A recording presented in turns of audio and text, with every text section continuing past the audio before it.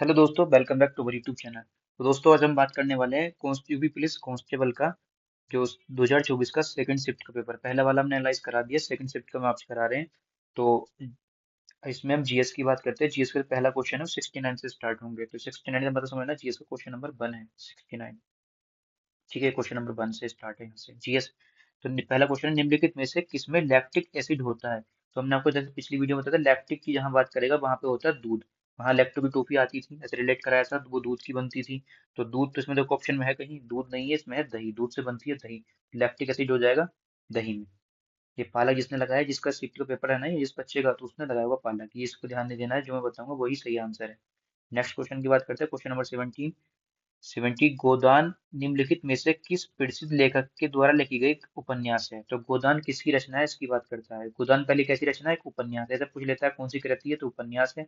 किसका है ये गोदान, किसका है, तो ये मुंशी प्रेमचंद का है। जयशंकर प्रसाद नहीं है। जयशंकर प्रसाद का तो ये होता है जैसे कि झरना, आंसू, कामायनी, एक घूंट। ये है मुंशी प्रेमचंद की, तो इसको याद करा देते हैं हैंड टू हैंड। तो मुंशी जी कैसे हैं, बहुत ही अच्छे आदमी थे, सबसे प्रेम करने वाला आदमी थे। वो किसी को भी प्रेम से कोई मांगो तो गाय भी दान में दे देते थे। इतने अच्छे आदमी थे मुंशी जी। कोई प्रेम से बोले ना, मुंशी जी हमको दूध पीने के लिए हमारे बच्चों को गाय चाहिए, तो दूध दान में ले जा।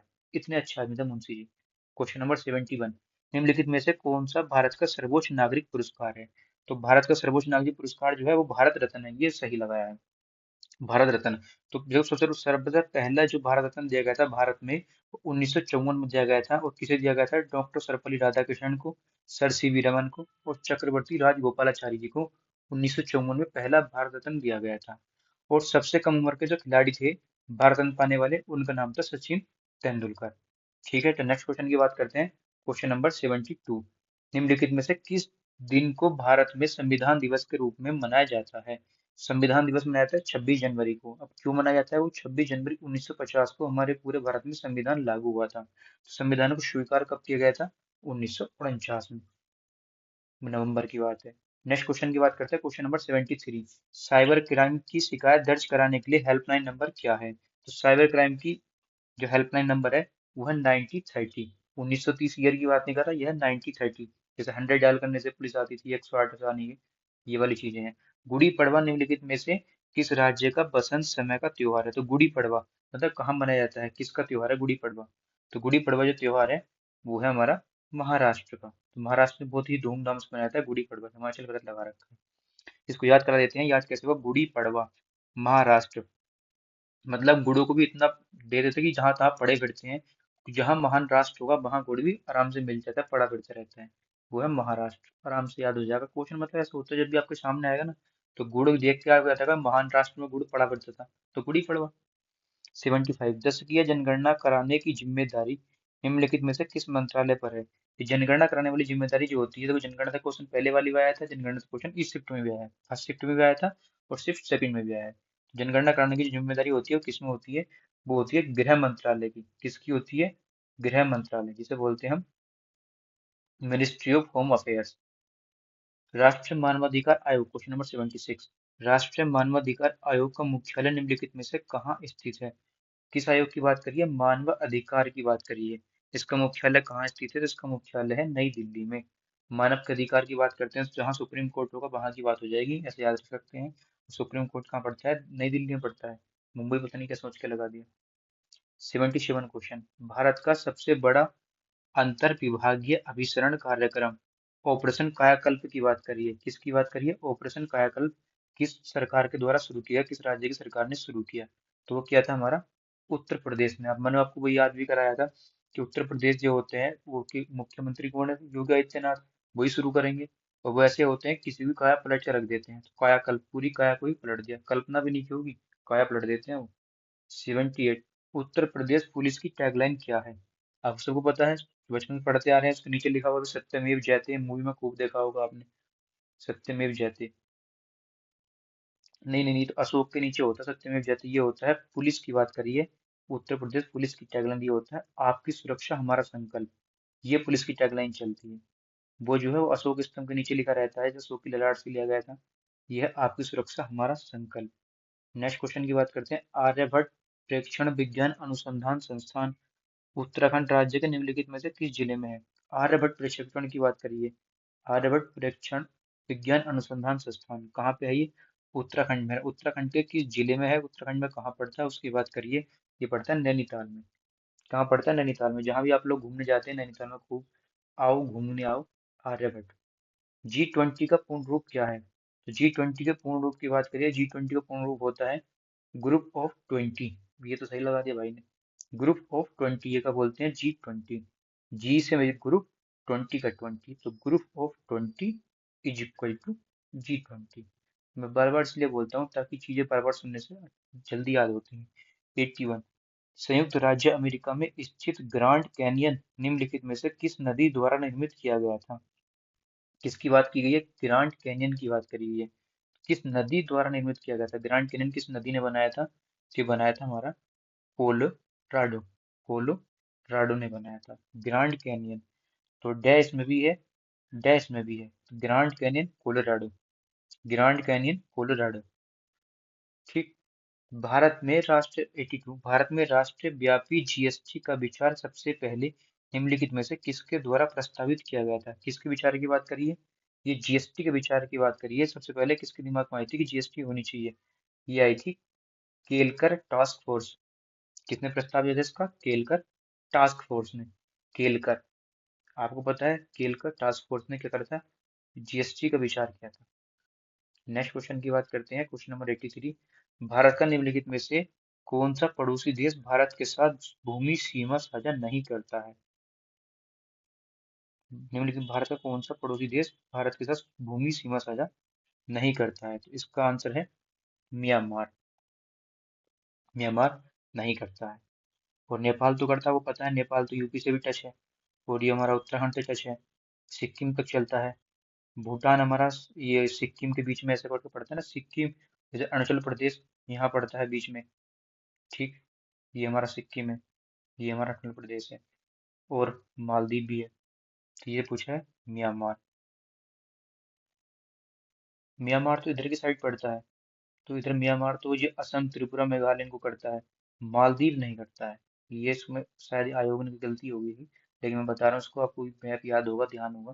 क्योंकि इधर अरुणाचल प्रदेश ऐसा करके पड़ता है, अरुणाचल प्रदेश ऐसे, यहाँ त्रिपुरा, यहाँ बांग्लादेश, यहाँ म्यांमार, ये बांग्लादेश है, ये सिक्किम है, ये भूटान है, ये अरुणाचल प्रदेश ऐसा करके है। तो मालदीव नहीं है, दूर दूर तक है, ठीक है, कि समुद्र वाला हो जाएगा। 84। टोक्यो एशिया के निम्नलिखित में से किस देश की राजधानी है? टोक्यो जापान की है। आप पान खा के कहीं भी थूक दोगे, कोई ना कोई टोक देगा, भाई ये क्या बात कर रहा है, पान खा के कहीं भी थूक रहा है। थंग का। 80। Question number 85। थंग का निम्नलिखित में से किस राज्य की सबसे लोकप्रिय कला शैली है? थंग का सिक्के। जिसके पास सिक्के होंगे उसके पास कोई भी थम जाएगा, थम जाएगा, ठीक है। जिसके पास सिक्के नहीं, जिसके कहते हैं जिसके पास पैसा उसकी माया। थंग का सिक्किम। 86। 86 की बात करते हैं। नर्मदा निम्नलिखित में से किसमें मिलती है? नर्मदा नदी किसमें जाके मिलती है? आपको पता होगा नर्मदा कहाँ से कहाँ को बहती है और कहाँ जाके मिलती है? अरब सागर में। ये ऐसे बहती है, ऐसे ऐसे करके। इधर मतलब ये इधर गुजरात है और इधर क्या पड़ता है? अरब सागर पड़ता है। नर्मदा और ताप्ती दो नदी ऐसी होती हैं जो उल्टी तरह दिशा में बहती हैं। 87। उन गीतों के नाम बताइए जो राधा और कृष्ण के दिव्य प्रेम का गुणगान करते हैं और विशेष रूप से ब्रज में लोकप्रिय हैं। तो वो है रसिया, ना कि कजरी। कजरी तो यूपी का है, ये भी यूपी का पड़ता है, लेकिन ये कजरी ये किस कृष्ण जी के लिए नहीं गाया जाता, रसिया गाया जाता है, ठीक है। Question number 88। वस्त्र मंत्रालय में निम्नलिखित में से किसका उत्पादन करने वाले किसानों की सुविधा के लिए पाट मित्रों एप्लीकेशन, एक एप्लीकेशन की बात करिए। एप्लीकेशन का नाम है पाट मित्रों। तो वो एप्लीकेशन करी गई थी, मतलब किसके लिए यूज की गई थी, किसके लिए बनाई गई थी? तो बनाई गई थी जूट या पटसन के लिए। पटसन पाट मित्र। पाट पटसन, पाट पटसन, ठीक। जूट को पटसन बोलते हैं ना, तो पाट मित्र एप्लीकेशन का नाम रख दिया। Question number 89। क्वेश्चन नंबर 89 कहता है प्रभावती गुप्त गुप्त साम्राज्य के निम्नलिखित में से किस शासक की बेटी थी? प्रभावती जो थी, प्रभावती गुप्त, वो गुप्त साम्राज्य के किस शासक की बेटी थी? प्रभावती गुप्त। तो वो किसकी बेटी थी? बेटी हमारी चंद्रगुप्त द्वितीय की। किसकी थी? चंद्रगुप्त द्वितीय। तो चंद्रगुप्त, जैसे कहते हैं चंद्रगुप्त का प्रभाव हम आज भी जानते हैं बहुत अच्छे से, और चंद्रमा का प्रभाव जैसा था वैसे ही चंद्रगुप्त का प्रभाव था। तो चंद्रगुप्त की होगी प्रभाव से प्रभावती, प्रभाव प्रभावती। निम्नलिखित में से किसने संविधान के प्रत्येक पृष्ठ के किनारे या बॉर्डर को डिजाइन किया था और इसे कलाकृतियों से सजाया था? संविधान को सजाने वाली बात आती है, संविधान को लिखने वाली बात सुसंगठित तरीके से किसने लिखा था? अम्बेडकर जी का नाम नहीं है, संविधान को अम्बेडकर जी ने बताया था, लेकिन उसको फुल स्क्रिप्ट में लिखना है किताब की तरह, किसने लिखा था? फिर उसको डिजाइन किसने किया था? क्वेश्चन बहुत पूछते हैं। तो ये किसने किया था? सैयद हैदर रजा ने। कि डिजाइन किसने करा था? सैयद हैदर रजा ने।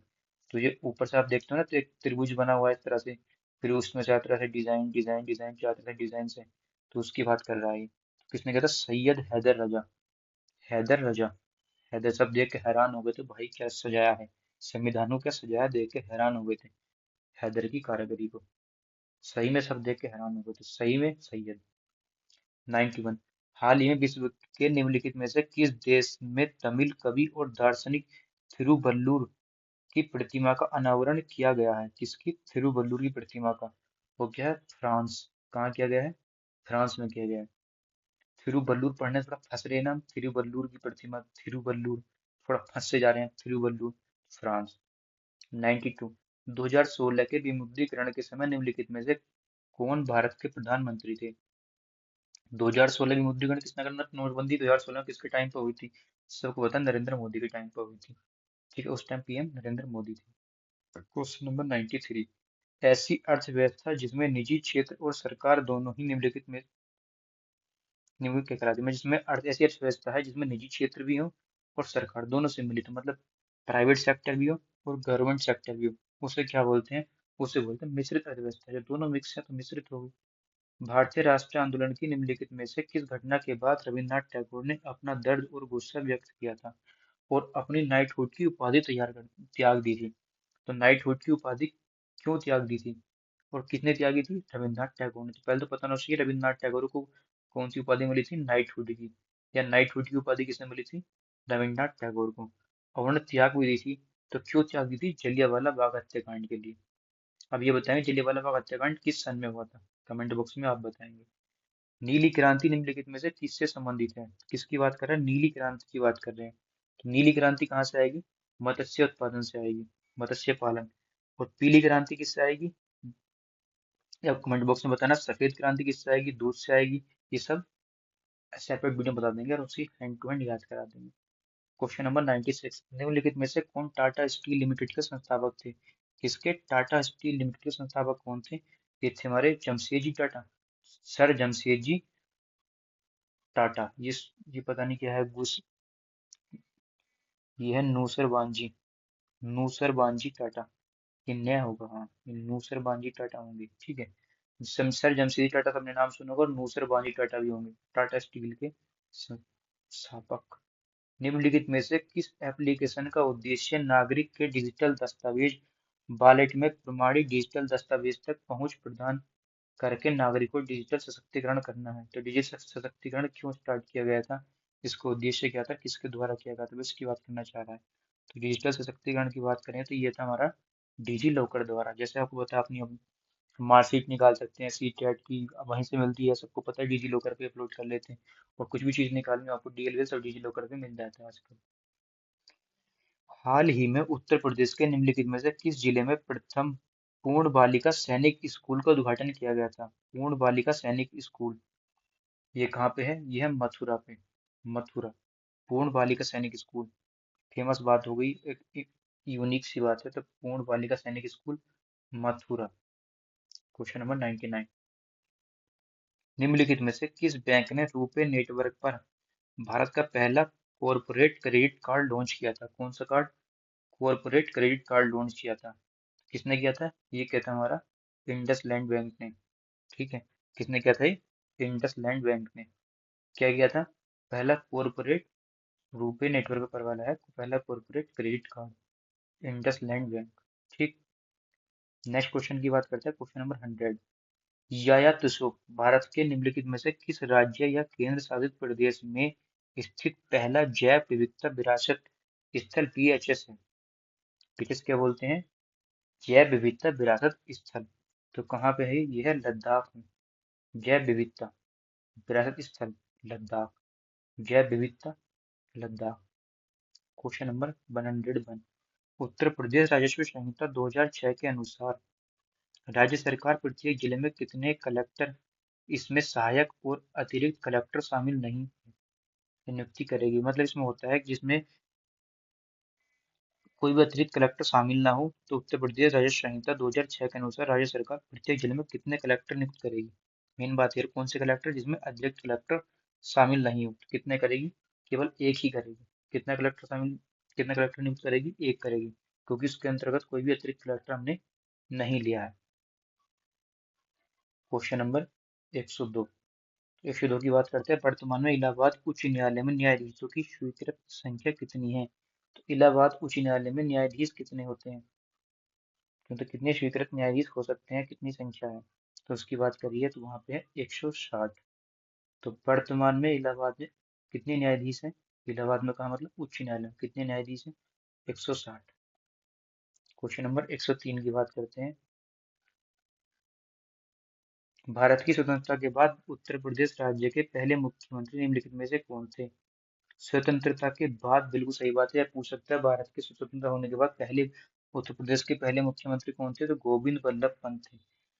सभी को पता होगा, देखो उस बच्चे ने सही कर दिया इसका है।